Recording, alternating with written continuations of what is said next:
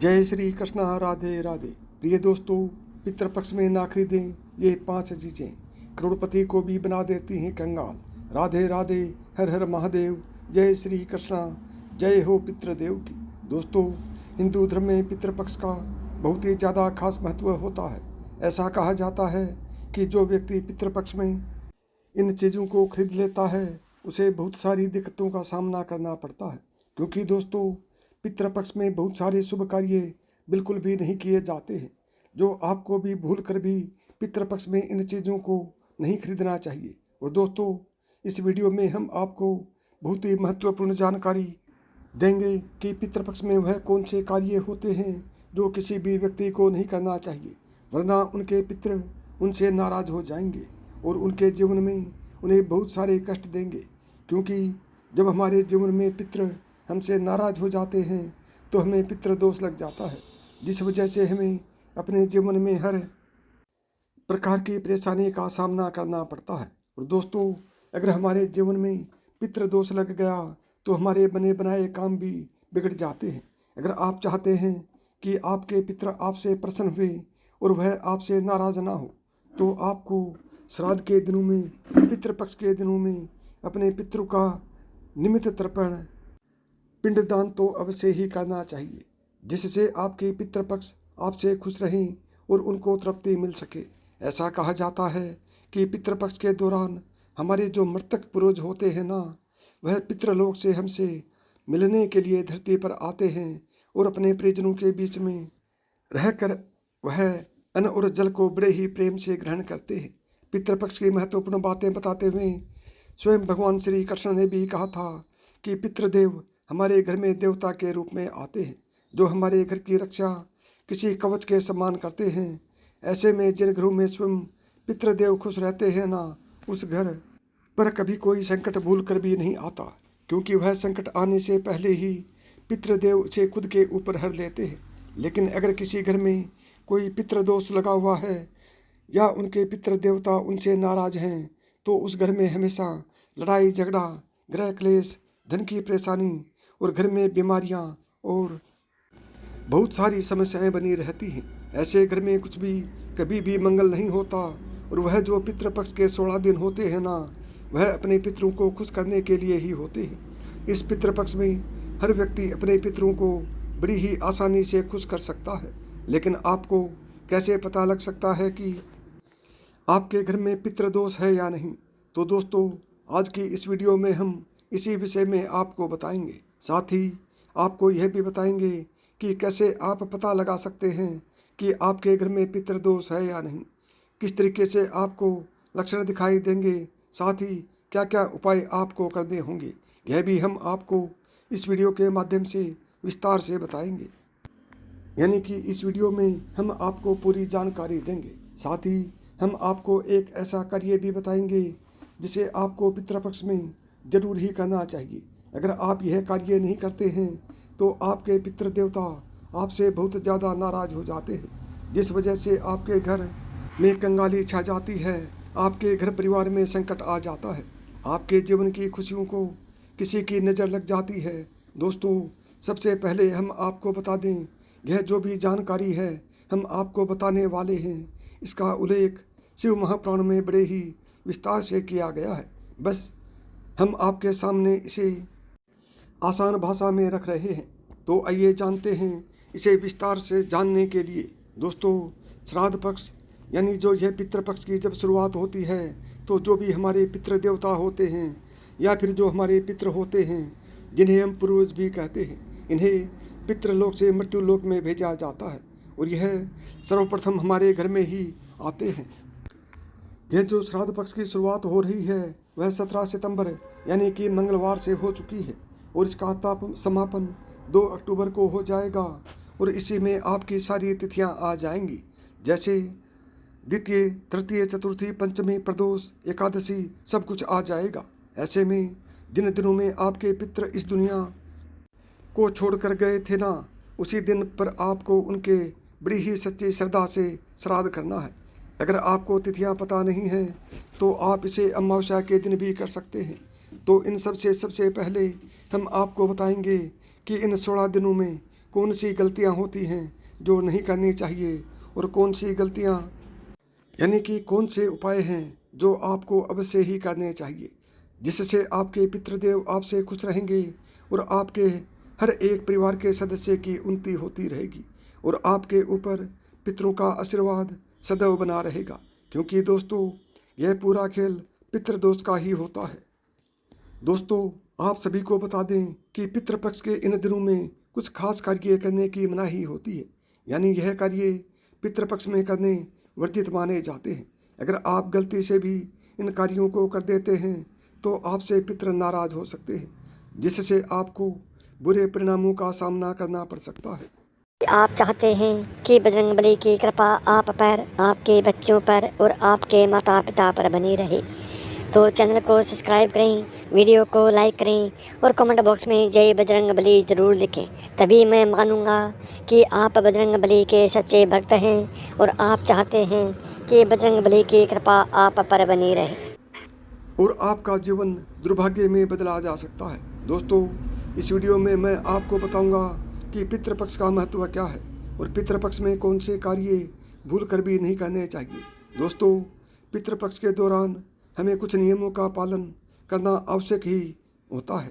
जैसे पितृपक्ष के दौरान भूल कर भी दाढ़ी के बाल नहीं कटवाने चाहिए, बड़े बुजुर्गों से बहस नहीं करनी चाहिए।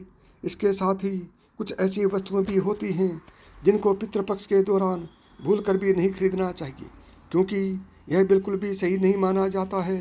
चीज़ों को खरीदने से पितृ नाराज हो जाते हैं।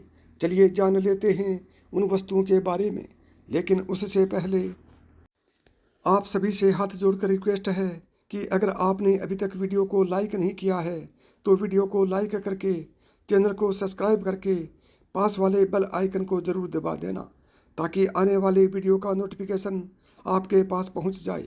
अगर आप भी अपने पितरों से प्रेम करते हैं तो कमेंट बॉक्स में जय पितृदेव अवश्य लिखना। और दोस्तों, इस वीडियो को अपने दोस्तों के साथ भी ज़रूर शेयर करना, ताकि वह जानकारी से वंचित न रह पाएँ।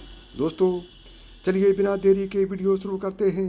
दोस्तों, पितृपक्ष के दौरान नमक का भूल कर भी नहीं खरीदना चाहिए। इस समय नमक को खरीदना बहुत ही ज़्यादा अशुभ माना जाता है। दोस्तों, श्राद्ध शुरू होने से पहले आपको अपने घर में नमक खरीद कर रख लेना चाहिए।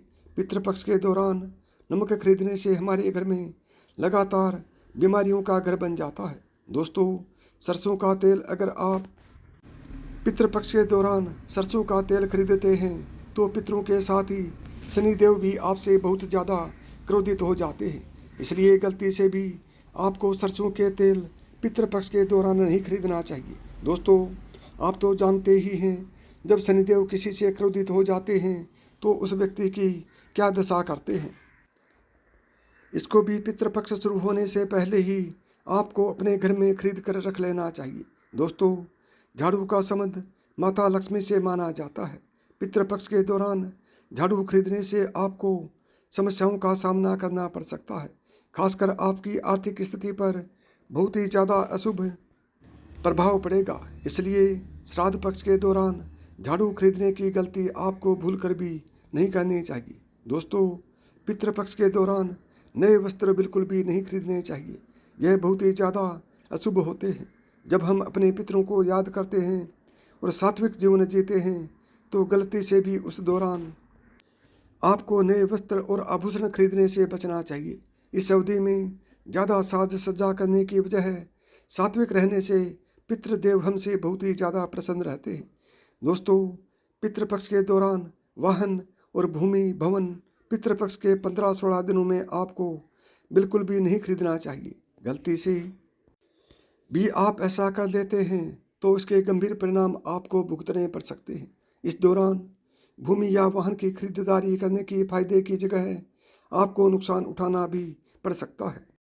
चलिए अब जानते हैं पितृपक्ष में किन चीज़ों को खरीदना होता है शुभ। दोस्तों, काले तिल, पितृपक्ष में काले तिल को बहुत ही ज़्यादा शुभ माना जाता है।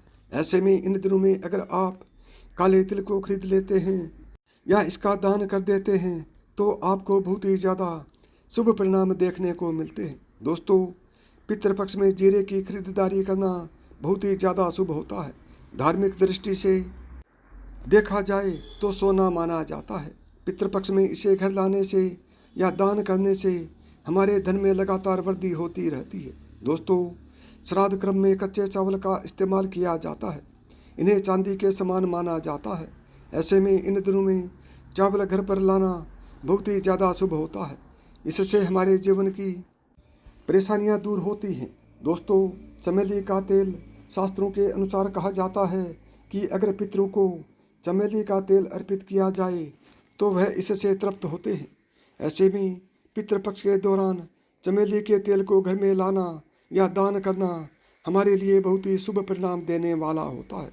दोस्तों, नए कपड़े पितृपक्ष में जहाँ खुद के लिए नए कपड़े खरीदने की मनाही की जाती है, वहीं पर पितरों के निमित्त के लिए इस दौरान नए कपड़ों को खरीदना बहुत ही ज़्यादा शुभ माना जाता है, क्योंकि इससे पितृ बहुत ही जल्दी प्रसन्न हो जाते हैं और आशीर्वाद भी देते हैं और हमारे जीवन में बिगड़े कार्य में हमको सफलता देते हैं। लेकिन ध्यान रखना है कि इस दौरान खरीदे गए कपड़ों को ब्राह्मणों को दान कर दें। खुद का इस्तेमाल भूल कर भी नहीं करें। दोस्तों, सफ़ेद फूल पितरों को खुश करने के लिए सफ़ेद फूलों को यूज किया जाता है।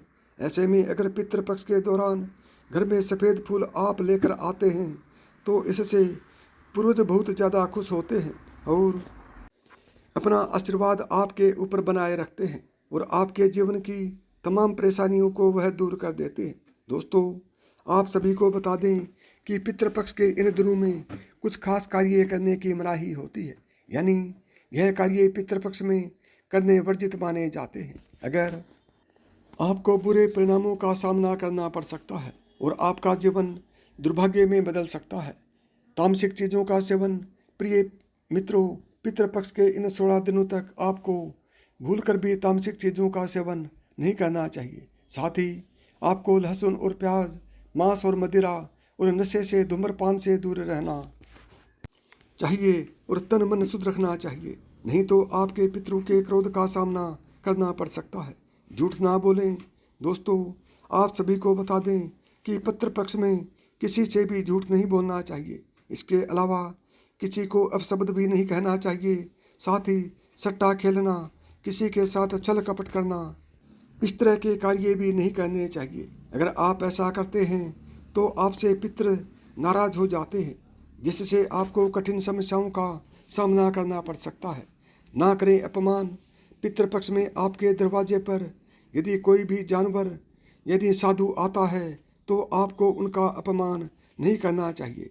इन लोगों का अपमान करने से आपके पितृ आपसे नाराज हो सकते हैं। साथ ही घर की चौखट पर यदि कोई गाय, कुत्ता या भिखारी आता है तो उनका अपमान भी ना करें, बल्कि आपको उन्हें श्रद्धापूर्वक भोजन कराना चाहिए। पेड़ों के पत्ते, प्रिय मित्रों, पितृपक्ष के इन दिनों में पेड़ों के पत्ते नहीं तोड़ने चाहिए। विष्णु प्रिय कहलाने वाले तुलसी के पत्ते तो भूलकर भी नहीं तोड़ना चाहिए, नहीं तो आपको शुभ परिणाम की जगह है अशुभ परिणाम का सामना करना पड़ सकता है। तो दोस्तों, यदि पितृपक्ष से जुड़ी बहुत ही महत्वपूर्ण बात है, आपको पितृपक्ष में इन बातों को बहुत ही ज़्यादा ध्यान रखना चाहिए, जिससे कि आपसे कोई गलती ना हो और आपके पितृ आपसे नाराज ना हो। क्योंकि जब हमारे जीवन में पितृपक्ष नाराज हो जाते हैं तो हमें बहुत सारी दिक्कतों का सामना करना पड़ता है। हमारी बनी बनाई काम भी बिगड़ने लग जाते हैं। इसलिए आपको बहुत सारी बातों को ध्यान में रखना चाहिए और इन बातों का आपको सच्ची निष्ठा से पालन करना चाहिए। और पितृपक्ष में अगर आप गायों को इसमें से हमारे द्वारा बताई गई जानकारी में से कुछ भी उपाय करते हैं तो आपको निश्चित ही अपने जीवन से पितृ दोष से मुक्ति मिल जाएगी और आपके जीवन में सदैव संपन्नता बनी रहेगी। तो दोस्तों, आज के वीडियो में बस इतना ही।